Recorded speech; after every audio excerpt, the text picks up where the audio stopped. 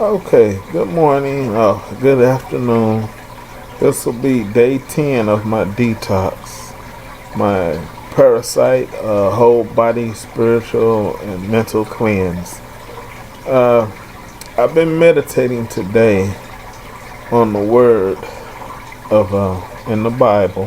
When I say the word, I've been meditating scriptures in the Bible, particularly Acts 10, verse 11 through 14, and verses or scriptures that deal with eating food. I was under the impression for a long time that all foods were okay to eat. However, I've come to an understanding that those laws never changed from Leviticus. When you go to the book of Leviticus and read the laws on the food, those laws never really changed in the New Testament. When I went back and you talk to some religious scholars, they will tell you when you break it down, you have to have what I would say is an interpretation or a perception of the author.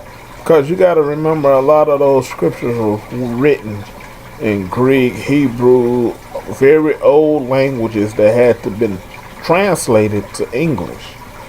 And through the years, a lot of the meanings of the words have been changed, or they was left out or moved.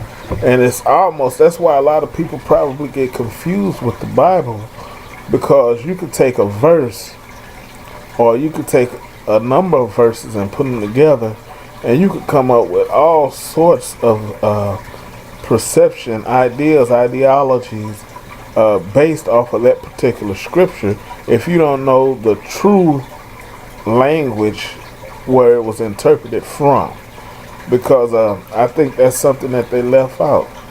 They were not talking about eating all foods that they would be clean for you to eat, all manner of foods like we do today. The laws of Leviticus still applied. However, they offered food to pagan gods. And a lot of times the food that they offered to the pagan gods in these temples that they didn't burn for worship or offer to the gods, they took back to the marketplace and they would sell it. Well, back then, unclean food still, when you was a Christian, was not to eat any food that was offered to a pagan god.